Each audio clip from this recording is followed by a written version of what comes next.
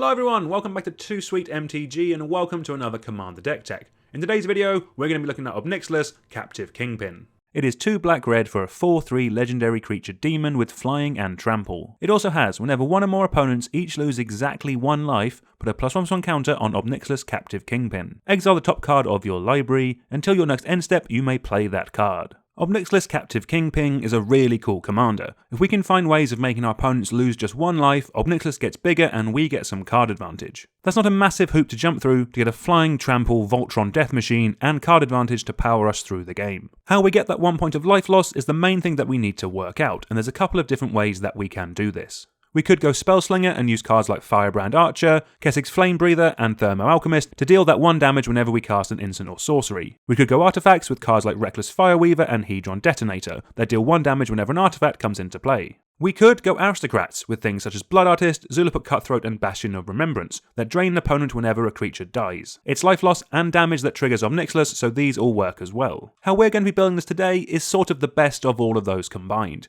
We're going to be using effects that will continually deal players 1 damage or make them lose 1 life, so that we are continually making Nixilis bigger while putting a bunch of cards into exile for us to cast to push us even further ahead. One quick note about this video is that we will be going through all the individual sections that you need to make the deck yourself. We won't be giving a full deck list, rather a number of cards that you need in each section to make it work, and then a list of cards for you to pick from. Any card we mention will be down in the description below.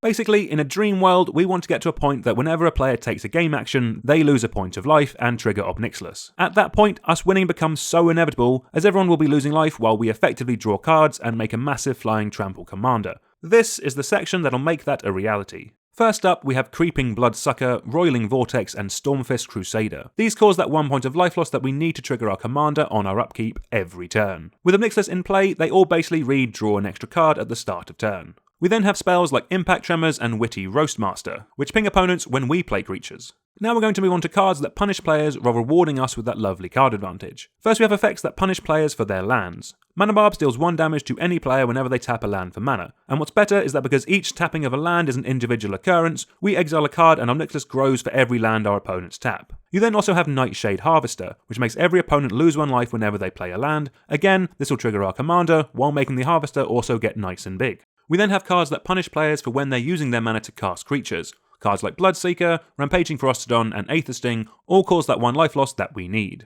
And then we have cards that punish our opponents whenever they themselves draw cards. You have things like Kederekt Parasite, perfect for our red-black deck, and Fate Unraveler. We even have spells that deal damage when our opponents attack and block as well. Revenge of Ravens deals a damage whenever we get attacked, and then Kardur Doomscourge deals damage to our opponents whenever an attacking creature dies in combat. Importantly, not just ours, our opponents as well. And then we have ways of dealing life loss whenever creatures die.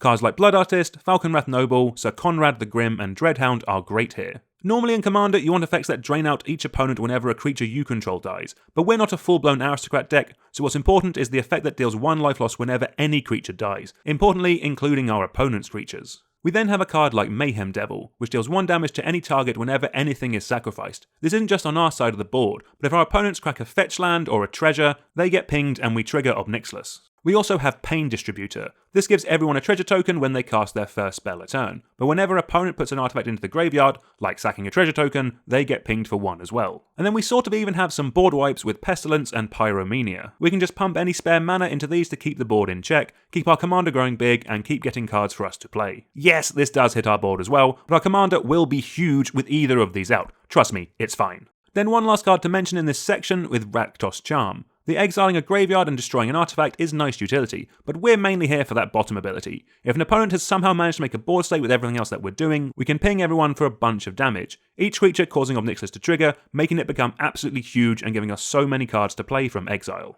Talking of exile, there are some cards that reward us for playing cards from there. As it is built into our commander, it makes sense for us to make some use of it. First up, we have Prosper Tome-Bound. This also has some card advantage built in, then also rewards us with a treasure whenever we play a card from exile. A fantastic engine by itself and great with Obby. Next we have Hoarding Broodlord. This gives spells we play from exile Convoke, meaning everything exiled with our commander can have our creatures tapped to help cast. Then the bottom ability of Army of Celebration lets our commander grow twice as fast, so we can really get to that 21 point of commander damage win without too much trouble. Then Nalfeshnee can sit there and double up every spell that we cast from exile. That could end up being really dumb. Imagine getting 2 of any spell in our deck. Next we have Wild Mage Sorcerer. This could be a very cool card in the deck as it gives the first spell we cast from exile Cascade. In the end, it's just more card advantage, which we absolutely love. Then lastly in this section we have Keeper of Secrets and Passionate Archaeologist, a background that gives our commander the ability to deal damage to an opponent whenever we cast a spell from exile. Sometimes this will be won and we can keep the ball rolling, but even if it's not, it's a great way of keeping players' life totals in check and could be a very solid win condition.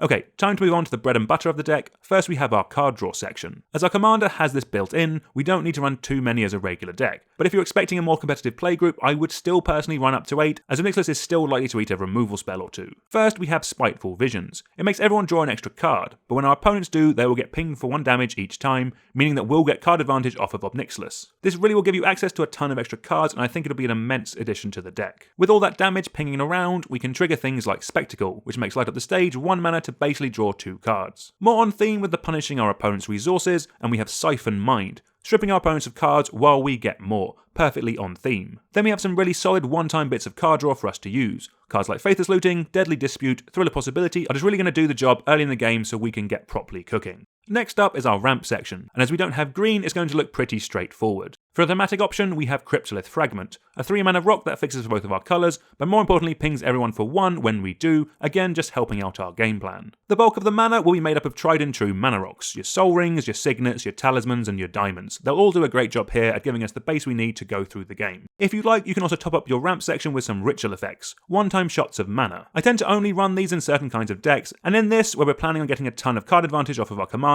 these could be really useful to help us play the cards that we flip before we lose them at the end of turn. Next up we have our interaction section. Like with most decks, you want to start with about 8 bits and go up from there the more competitive your playgroup is. We're going to start off with some cards that hit multiple different types of things to just give us the nice bit of flexibility in our answers. Cards like Feed the Swarm, Bedevil and Chaos Warp are just great at this. Then we have some of the most efficient bits of targeted removal out there, with things like Infernal Grasp and Terminate that just kill anything for 2 mana. Then we have a bunch of really solid board wipes for when we just need to reset a game. Toxic Deluge is always phenomenal, Deadly Tempest can really help keep any token players in check, and then Blasphemous Act is one of the best budget options out there. The Meat Hook Massacre is another great board wipe that unfortunately for the time being is nowhere near budget. If you have one, fantastic. The additional life loss for when our creatures die will be fantastic in this deck. Next up is a little bit of protection. Once Obby becomes a massive flying beater that's giving us a bunch of card advantage, it's going to paint a bit of a target on its back. That means we want to run some protection to help keep it around. First up, we have some pretty solid options with Lightning Greaves and Swiftfoot Boots, always solid at protecting our commander from targeted removal. Then we have Malakir Rebirth, a great undying effect that doubles up as a land if we need one early in the game, perfect for bouncing our commander straight back to the battlefield if it ever gets removed. A lot of the time, things die in Commander. We have a ton of cool creatures in our deck that will be really helpful to get back. You have cards like Animate Dead, which is a really solid way of bringing back a key creature, and then you have a card like Whip of Erebos, which lets us bring back a creature back for a turn. Importantly, it also gives our whole board lifelink, which is a fantastic way of recouping some life from all the damage effects and hate from our opponents that'll probably be flying around. Okay, we have the bulk of the deck, let's go over some dedicated ways of winning the game. We first need to talk about All Will Be One. This card pretty much goes infinite with Nixilis. All we need to do is find a way of making an opponent lose 1 life. When they do, Nixilis will trigger and get a counter. That causes All Will Be One to trigger, dealing 1 damage to any target. If we target an opponent, they lose 1 life. Nixilis triggers, gets another counter, All Will Be One sees that and the whole thing loops around. We exile our whole deck, but importantly we can keep going infinitely to ping out all of our opponents. Realistically, this is probably just an auto-include in the deck because of that interaction, and it is one your opponents will be terrified to face. We also have another cool combo with Goblin Sharpshooter and Splinter Twin. Goblin Sharpshooter is going to be solid in this deck anyway, as it can repeatedly ping a player for 1 damage. But if we enchant it with Splinter Twin, all we need is another creature with 1 power on the battlefield and we can ping out everyone to death. How it works is with Splinter Twin on the Sharpshooter, you tap it to create a copy. The copy that you've just made kills a random 1/1 on the board. Both your Sharpshooters will then untap.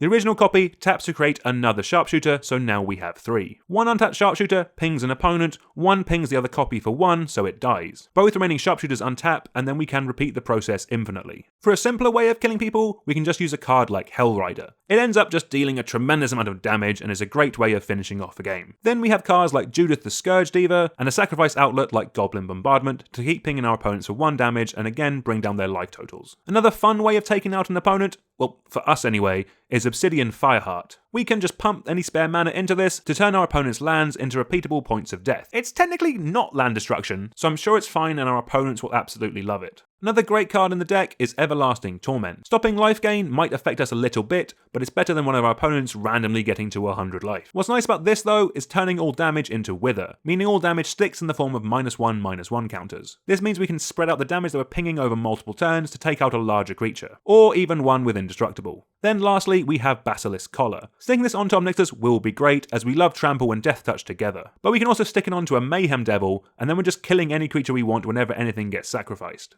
Rounding off the deck with some utility lands, and we have some very solid options to go over. Starting off, we have a bunch of lands that can either repeatedly deal a point of damage, or deal a point of damage when they come in. Absolutely perfect in this deck at giving us that nice bit of extra redundancy. We then have Command Beacon as a way of getting our commander back into action by negating the command attacks one time. Then we have cards like Bojuka Bog to nerf any graveyard players out of a game, and then we have Spinerock Knoll, which will be really easy to trigger in this deck, so we might as well run it for some bonus card advantage. Then lastly, we have some token makers, with things like Den of the Bugbear, Sokanzan Crucible of Defiance, and Westvale Abbey. We're not really a full aristocrat deck, but having some small dorky creatures to sacrifice will be really helpful at times, and because these lands make them, they're basically free to run. So thank you all very much for watching. Do like, share and subscribe, all that good stuff, and let me know down in the comments if there's any other commanders from March of the Machine's Aftermath that you would like me to take a look at. But until next time, I'll see you all soon.